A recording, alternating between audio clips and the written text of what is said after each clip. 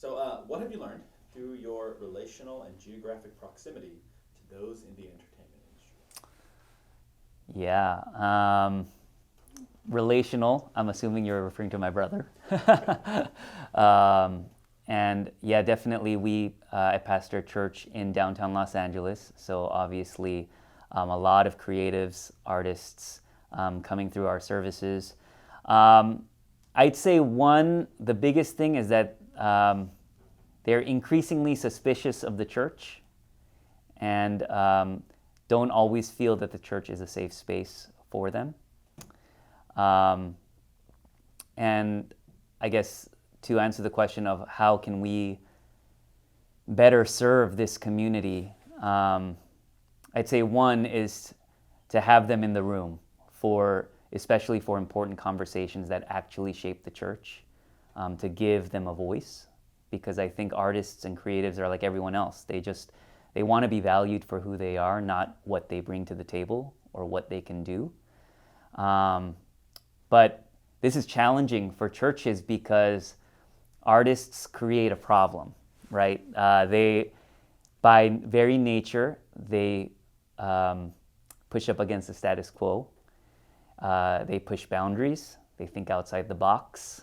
They ask a lot of questions. And especially if you're a church that has done one thing one way for however long you've existed, having an artist in the room, like doing what an artist does, can be really inefficient. But, every church is asking, how do we attract more creatives? And yet what they mean is, how can we get creatives to execute the things we come up with to do what they do, but the way we want them to do it, And that's not really valuing their voice. That's basically exploitation. What does it look like for us to have creatives at the forefront of planning conversations? What does it look like to have creatives actually shape the ministry and speak into the ministry, even maybe shape the way we communicate the gospel to our congregation? I can think of so many stories of you'll have someone who Monday through Friday is in digital media, right? And then they'll come to your church, and rather than asking them, hey, we would love to learn from you about, what are some of the things we're doing right now that isn't really connecting with this generation, instead we'll have them design the children's ministry flyers for the following week, right? And it's just these are people who make a living doing this stuff. And so you can almost understand why I think for a lot of creatives and artists, the church just doesn't feel safe for them. And so, yeah, that's really good. Oh, man. I think sometimes pastors, especially those who aren't creative, can be intimidated by those who are creative. So, what would you say to somebody who wants to go to that place to create a safe space for creatives, but then just really feels intimidated and isn't sure? I want to be cooler, right? I want to be hipper, and I just don't know how to do that well, because I don't know, I'm not so into those kinds of things. Yeah. What would you say to get someone started down that path? I think a lot of the answers you gave were really good in terms of learning how to slow down maybe some of the processes to allow for artists to speak into that. There's more practical things maybe? Yeah, I think there's a huge kind of misnomer that in order to reach creatives, you have to be hip and cool. And I think that could not be further from the truth. In fact, if there's anyone who hates pretense and performative love, it's artists, because so much of what they do is to try to portray the authentic self, and to come from a place of authenticity. So even just a conversation that is hey, I would love to learn more about what you do, and I would love to learn more about kind of why you got into the field you're in, how you got into the industry. I would love to learn more about your story. It's insane how quickly those relationships can be forged, because for so many artists and creatives, they feel like cogs in a machine too, where they're just working for the man and, doing like what people want them to do. So for someone to even ask them what their story is, I think they would love to share it. So I think just starting there, just a simple, what you would do for any person in your congregation, I think is good. Yeah. So obviously you're at a church that has a lot of creatives, and you've been able to foster an environment where creatives feel safe. For you as a pastor who has to also teach and preach to creatives, do you feel the pressure to be creative? Yeah, this is gonna sound like super like one of those like meta philosophical things, but I like to think of like all of us as artists and creatives in our own right.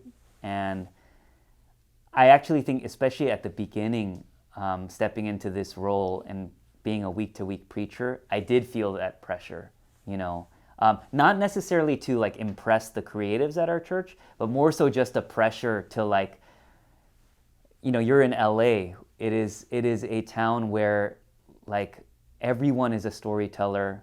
There are like multi-million-dollar films being made, and you have to get up for 30-40 minutes every day and tell this story. How do you do it in a compelling way? And so I think I definitely felt that pressure, but actually over time I think I realized that the best gift that I can give to my congregation is myself, and like a voice that is uniquely mine. And sometimes, I have imposter syndrome. I feel insecure about that voice. But the more and more I feel like that is what really connects with people. Like what is when people see like, oh, what does the gospel mean to me? And how does it manifest in my life? And how do I communicate what is actually good news to me to our congregation? And almost everything else flows out of that, and it's easier than I think to contextualize, because you're speaking from like your authentic experience and using your voice. And I feel like creatives really appreciate that, like for a lot of creatives and artists, especially in Hollywood, their whole lives they have to play a role, and then you think about Gen Z, like in general, whose lives are on social media. Their entire lives are a performance. Sometimes it's like they are playing a construct of who they feel like they need to be.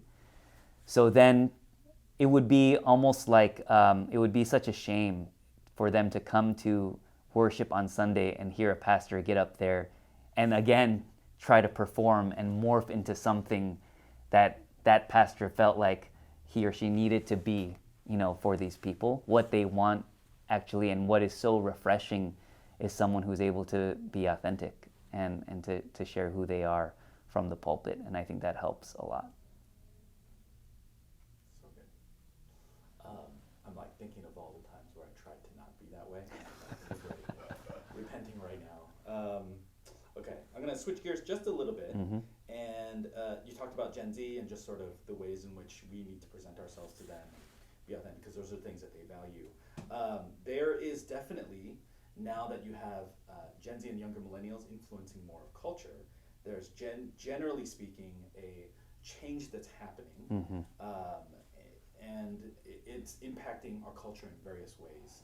So as a pastor, how valuable is it, or what's valuable about being aware of these trends and these changes that are taking place, and sort of how do you take into consideration that as a pastor and leading your church? Yeah, I mean, I would say it's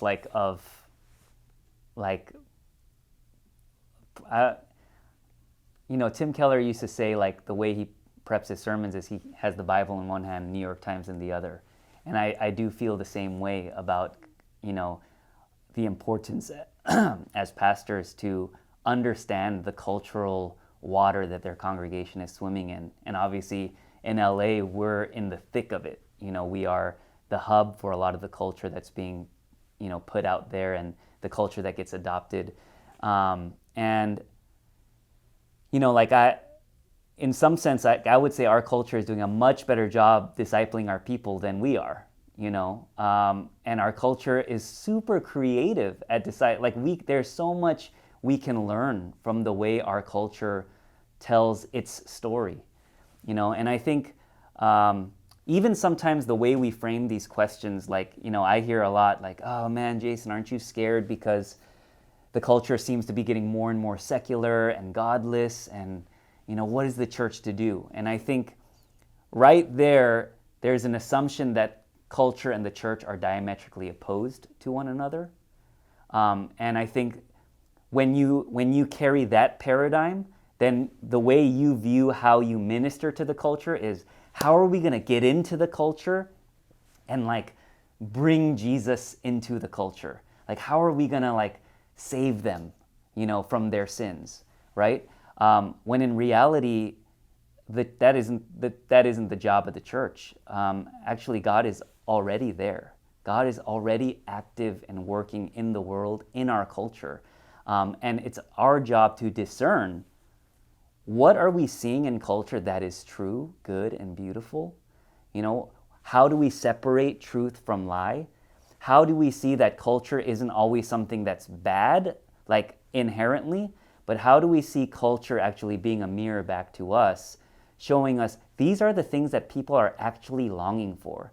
And these are actually the things that Jesus satisfies, you know? And you're not even going to get like underneath those core longings unless you're regularly kind of like, you know, what your people are watching, what are they reading, what are they consuming, you know, what does their like intake look like, you know, because you now need to take the gospel and contextualize it to say like, hey, that thing that this show is telling you about, that longing in your heart, that's actually a good longing, you know, but culture is telling you the way to satisfy that longing is X, Y, Z.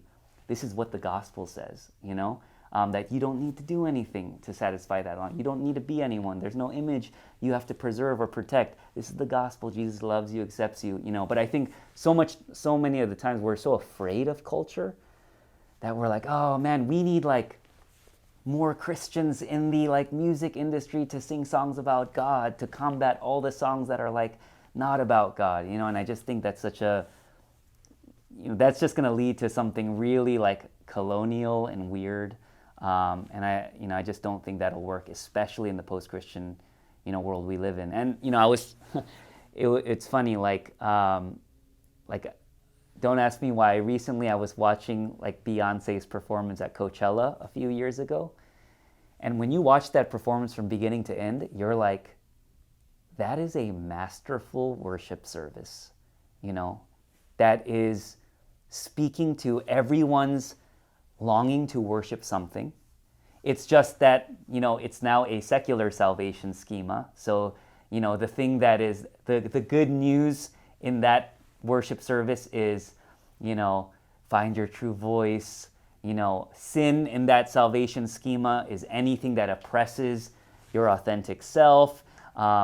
You know, sin is all the authority, laws, rules that keep you from becoming who you really are, right? And so basically they organize an entire worship service, that performance, around communicating that message, and they do it masterfully, you know, just the way they use their bodies, the way they engage the mind, the way they connect them to tradition. I mean, these are things churches should be doing. You know, we don't really often see like the confessions and like these things as like, what is the purpose of these things that we're doing? Oh, they're connecting us to a rich tradition of believers throughout the century doing these. Like, I don't think we are as thoughtful about how we are communicating the good news as our quote unquote secular counterparts are about communicating their message to their respective congregations. So.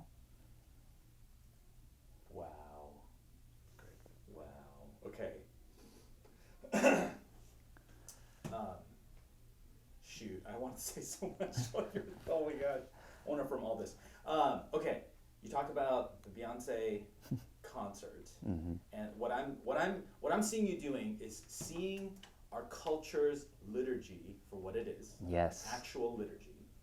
And so you talked Yes. a little bit about how churches need to think through deeper their liturgies, Mm-hmm. and how we're facing a particular cultural liturgy too. So I'm trying to frame a question around this idea of how do we do that in a way that doesn't also make us feel, because I think some pastors are nervous about that because Yeah. we feel like that's going to drain us of our gospel principles. Like, so like the idea is like you're seeing this Beyonce concert through the lens of your faith. So what are some ways practically that pastors can learn to do what you're doing better?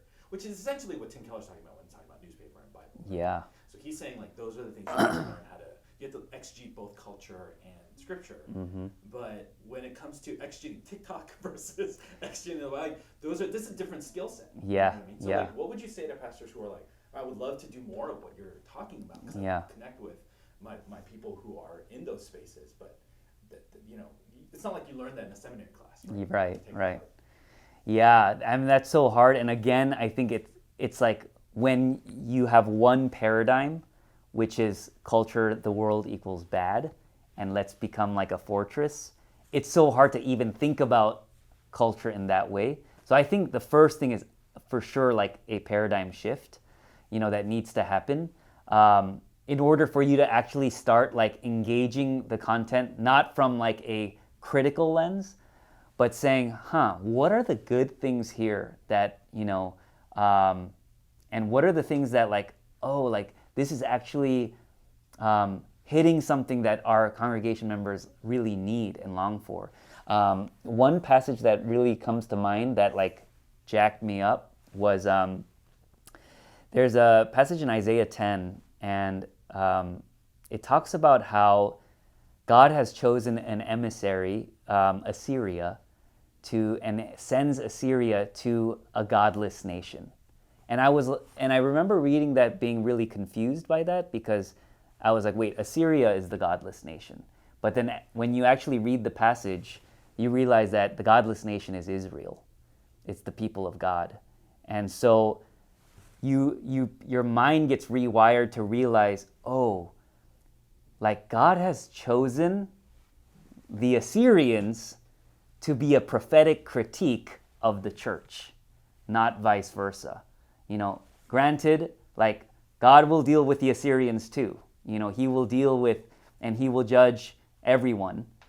But that was such a huge paradigm shift to say, could it be that maybe like the problem isn't out there, which we always think it is, that's infiltrating the church? Could it be that we have a problem in here? And could it be that we need the culture to show us what the problem is? Because right now, as you know, like especially with Gen Z, the church does not start off with an A. The church starts off with an F. There is already like a deep cynicism, suspicion, when a person, especially a young person, enters the church about what the church is about. So even to come into a place where, like the pastor or the leaders are freely using like these cultural elements that are very familiar to them, to actually not criticize the culture, but to criticize themselves and to use them as a means to self-examine, I think right there you start to build bridges of trust where people say, okay, they're not approaching this from a position of superiority to the culture. They're seeing this as we're all broken, and God is doing something in the world that is obviously not a Christian world anymore.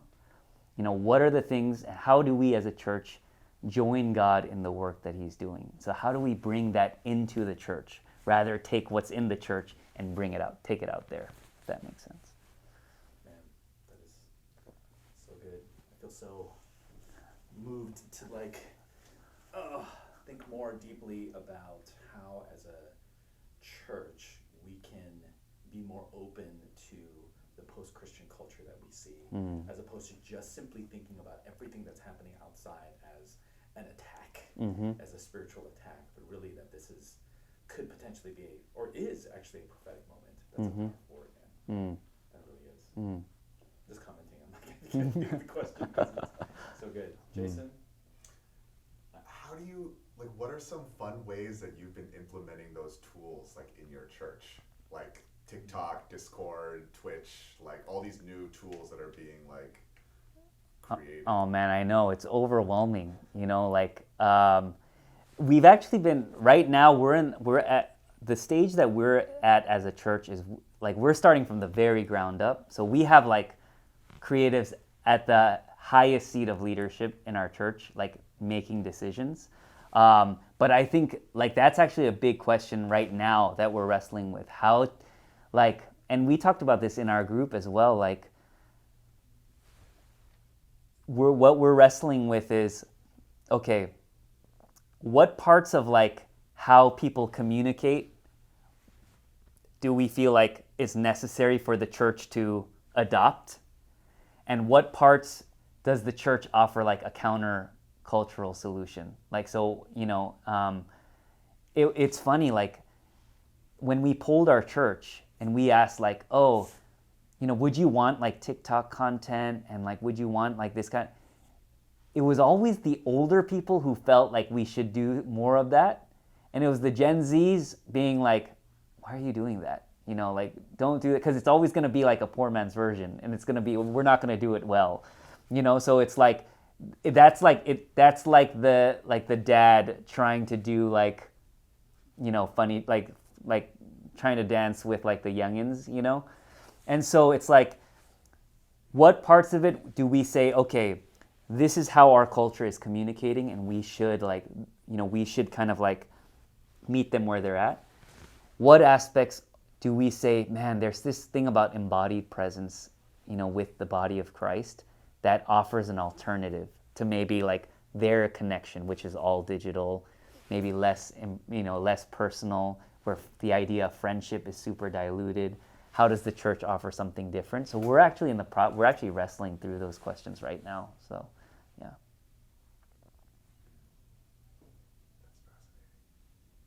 Because I think a big part of the tools we use does shape our people. Yes. And I would say to some degree, well, okay, so it's kind of a chicken and egg question. So in your church, you have a lot of creatives, and you have them at the highest levels of leadership. So it's definitely going to drive the way that you do things. Yeah. And so therefore, that also makes the church as a whole a little bit more open to creativity and sort of what God's doing Yes. in and through those spaces. Mm-hmm. So there's definitely going to be forward momentum when it comes to those kinds of things. And I wonder, I think the question for me as a lead pastor in terms of building trust with your congregation to do things that maybe in some other places would feel like things are moving too fast. Yeah. I wonder if that's something you guys have wrestled with. And so how do you lead through change when it's not coming through like structural systemic change, but it's really more driven by creativity? And what does that look like, and how do you navigate through some of that stuff? That's change in any leadership position is scary, but creative change is a different kind of beast, I feel like. Yeah, no, that's such a good question. And like we all, like I think as leaders, we always want change much faster than the rest of our community. And so definitely I'm a firm believer that change happens, changing culture happens one conversation at a time. So I think definitely in terms of just having those conversations, I think is really important. The second is, I think,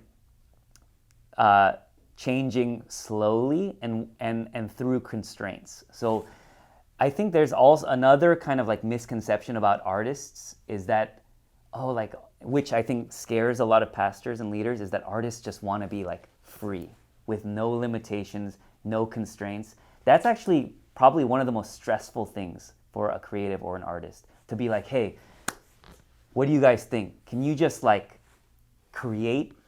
They're just like, what? You know? But let's say you say, hey, we have this one section in our worship service, the confession of sin. And we're not trying to change the whole worship service, because we know that's going to like, the congregation is not going to be prepared for that. But is there something we can do in this one small section of the service that you think can really communicate what we're trying to create? You know, so like I'll give you a perfect example in our own community. We have like a time of confession, and you know, it's like praise, and then we go into this time of confession, and like all of a sudden it's like the music is loud, and then it's like it drops, and it was like super awkward, right? And then so what we started doing was like we would kind of put some like background music during that time while whoever's presiding would lead us in a time of confession of sin. Well, it was actually one of the creatives on our staff who was like, hey, not a huge change. I'm cool with the background music, but how about just for the time that we're actually confessing, can we just have it like complete silence, like utter silence? And it's like, and everyone else was like, wow, man, don't you think that's awkward? They're like, no, but like, that's what confession sometimes should feel like. Awkward. You should kind of like, you should almost be able to hear the gulps, in your throat, kind of hear the, and the beauty of confession is like, hey, you're naked and God sees you for who you really are.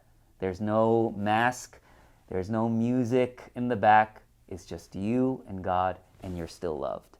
And if that's what you want to communicate with that time, I really feel like we should just go dead silent in that time. And that's what we do. And that's like an example of a really small change, but you're now inviting creatives into the conversation and allowing them to like shape kind of, and then I think over time, get them into different parts of the service. Maybe even start getting them in to give feedback on sermons, but I think steps, so that people can process that change slowly.